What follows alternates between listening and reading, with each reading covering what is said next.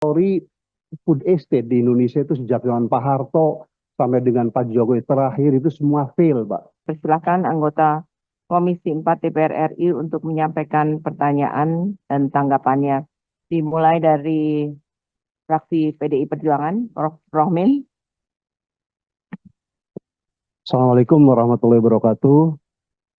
Terima kasih Bu Ketua, pimpinan, Pak Menteri Pertanian, sahabat lama saya, Pak Wamen yang saya banggakan, seluruh jajaran Eselon 1 dan rekan-rekan anggota Komisi 4 DPR RI yang sangat terhormat. Pertama, saya juga mengucapkan selamat pada Pak Amran. Kalau saya baca kurikulum PT Bapak dan style kehidupan, Bapak sungguhnya berpeluang menjadi the best Minister of Agriculture dari mulai Pak Toi Badi Wijaya sampai sekarang, Pak.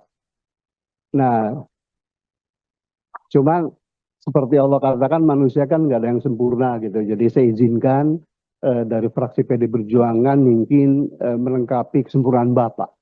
Pertama, program prioritas di pemerintahan sekarang Pak Prabowo adalah swasembada pangan, dan kelihatannya jurus Bapak hanya dua ya, yaitu program pencetakan sawah atau yang dikenal sekarang food estate ya.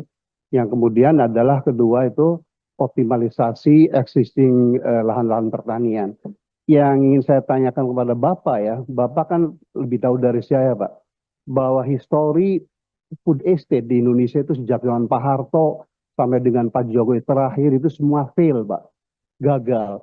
Jelaskan kepada kami kiat-kiat apa yang membuat Bapak bisa meyakinkan Pak Prabowo dan rakyat Indonesia bahwa melalui pencetakan sawah itu tidak akan gagal lagi. Karena pada mati jauh kami, Pak, ini pertaruhan kita, Pak. Visi misi Pak Prabowo sangat bagus karena pangan adalah hidup matinya sebuah bangsa menurut Bung Karno gitu.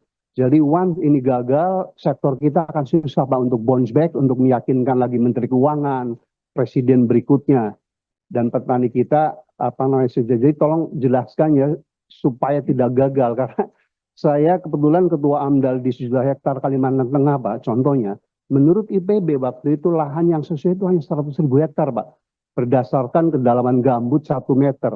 Jadi itu clear cut secara saintifik. Kalau untuk tanaman pangan nggak boleh kedalaman gambut tuh lebih dari 1 meter Pak Daryono ya. Tapi pemerintah waktu itu kan masakan begitu tuh menjadi 1 juta gitu.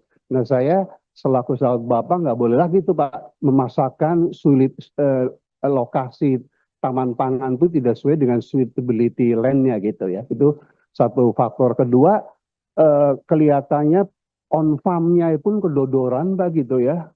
Seperti kemarin di Kalimantan Tengah, di Sumatera Utara, boleh bilang nggak ada komoditas yang berhasil. Karena on farm teknologinya tuh parah Pak. Kemudian sistem rantai suplainya pun belum terbangun, subsistem hulu, subsistem hilirnya Pak. Nah jadi itu harus dilengkapi. Nah yang kedua ini yang paling problematik Pak, saya kira key performance indicator Kementerian Pertanian adalah kesejahteraan petani Pak. Dan seperti Bapak rasakan bersama, Bapak punya semangat untuk memberantas itu, kantong-kantong kemiskinan sampai sekarang tuh masih terletak di petani, nelayan, dan buruh Pak. Dan kalau saya lihat itu problem struktural Pak, karena menurut data dari BPS bahwa jumlah petani gurem terutama sawah itu masih sekitar 60% Pak. Jadi lahan usaha padi sawah terutama di Jawa yang di bawah 0,5 itu ada sekitar 60% Pak, di Indramayu, Cirebon, Subang gitu ya. Padahal menurut penelitian FAO dan IPB bahwa economic of scale dari padi sawah, Pak Menteri, itu adalah 1,5 hektar, Pak. Jadi kalau 1,5 hektar, baru hasilnya sekitar 7 juta per bulan, Pak. Itu yang dimaksud dengan Bank Dunia yang namanya prosperous family itu. Kalau menurut BPS hanya 2,9, Ibu Ketua itu. Kalau menurut Bank Dunia 7 juta. Jadi Bapak boleh menepuk dada sebagai seorang Menteri Pertanian berhasil kalau income petani itu at least 7 juta, Pak. Kalau belum itu, menurut saya belum sempurna, Pak. Nah, jadi bagaimana Bapak menjawab problem struktural ya yang sejak zaman Orde Baru sampai sekarang malah terjadi involusi, Pak. Karena waktu saya masih kecil, SD sampai SMP di Cirebon tuh usaha pertanian masih 1 hektar rata-rata Pak per keluarga. Sekarang udah 0,3, 0,4, Pak. Jadi siapapun menterinya, Pak Amran ya, Kalau lahan usaha padi sawah itu hanya 4 hektar, ya income-nya hanya 1,5 juta, Pak. Jadi how to overcome sebagai minister ya mengenai skala ekonomi yang tidak terpenuhi oleh padi sawah, Pak. Yang kedua adalah bahwa problema penyusutan lahan. Bapak lebih tahu dari saya, setiap tahun sawah produktif itu terkonversi rata-rata antara 100.000 sampai 150.000 hektar. Padahal kita punya undang-undang yang namanya lahan pertanian abadi. Nah, Bapak nggak bisa mengenforce. Saya tahun 97 ditunjuk Pak Ginanjar Pak sebagai Ketua Tim Nasional Penyusunan Pembangunan Pertanian Industri. Dalam studi itu, Pak Menteri, 70% keberhasilan sektor pertanian itu tidak di tangan Menteri Pertanian, Pak. Tetapi Menteri Perdagangan, Keuangan, ya Menteri PU gitu. Jadi Bapak kalau mau berhasil mengerem konversi lahan pertanian untuk yang lainnya, itu harus bekerja sama dengan yang lain. Dan Pak Prabowo saya aku yakin bisa, Pak. Karena beliau waktu pidato pelantikan itu benar-benar punya semangat tinggi ya, swasembada pangan is emas, Pak. Dan ini pertaruhan kalau 4 tahun lagi Pak Prabowo gagal mengikuti janji Pak Jokowi itu. Pernah swasembada pangan, nggak impor, tapi impor malah jor-joran ya.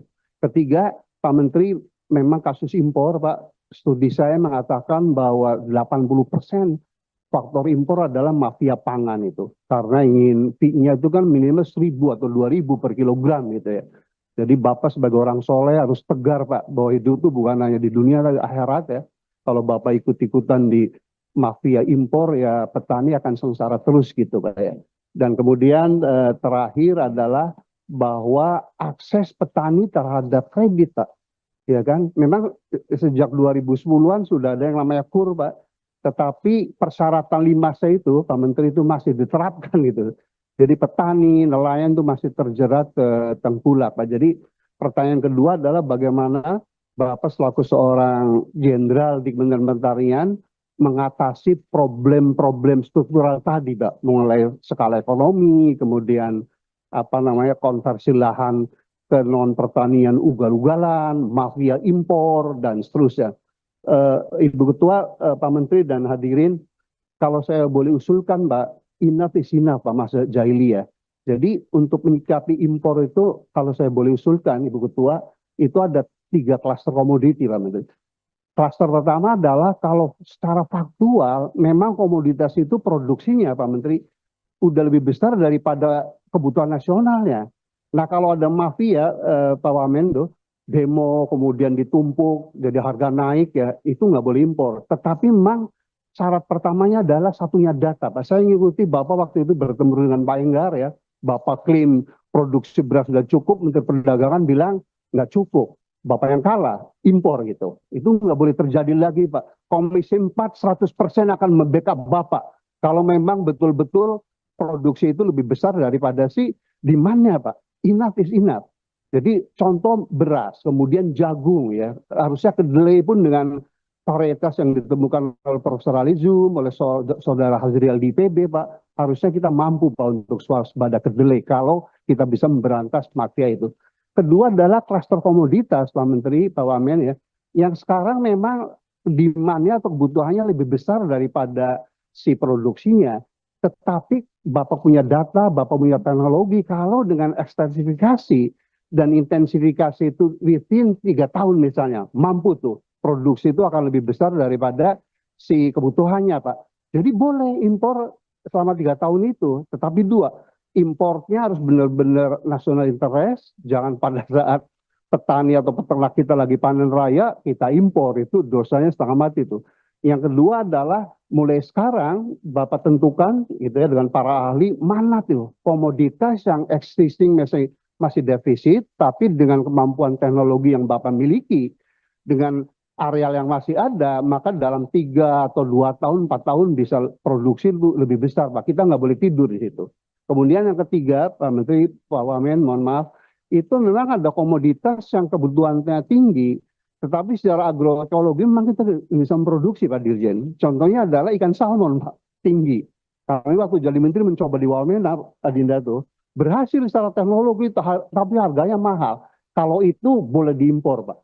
Iya kan? Jadi sekali lagi komoditas pangan, kalau dibutuhkan bangsa Indonesia, tapi secara sunatullah atau agroekologi itu nggak mungkin diproduksi di kita, itu boleh impor, Pak. Tapi lagi-lagi harus juga diatur.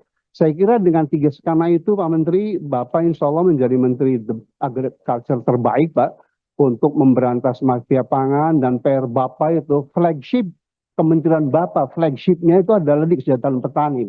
Apapun Bapak mencetak sawah, ribuan traktor digelontorkan ke sana, kalau petani masih miskin, Pak, menurut saya fail, Pak.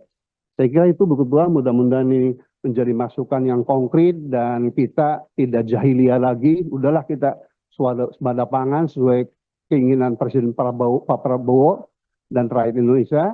Dan kemudian jangan lagi kita hanya bluffing, Pak, gitu ya, bahwa food estate yang akan kita bangun benar-benar tidak fail lagi, Pak. Karena kalau fail, saya sebagai sahabat Bapak, saya juga menderita malu gitu, Pak. Jadi sekali lagi kami Komisi 4 sejauh kita on the right path, kita akan tandem dengan Bapak dan jajaran untuk memastikan bahwa visi besar dari Presiden Pak Prabowo terwujud within 4 or 5 years at the latest. Terima kasih. Assalamualaikum warahmatullahi wabarakatuh. Waalaikumsalam. Terima kasih Pak Rohmin. Selanjutnya Pak Firman Subagio sebagai jubirnya Partai Golkar. Baik, terima kasih Ibu Pimpinan, Pak Menteri, Pak Wamen, kita jajaran yang saya hormati. Sebetulnya rapat ini sudah selesai, Bu. Karena semua pertanyaan yang akan kami tanyakan didorong oleh Prof semuanya. Jadi kelihatannya sudah mewakili. Download Tribun X sekarang. Menghadirkan lokal menjadi Indonesia.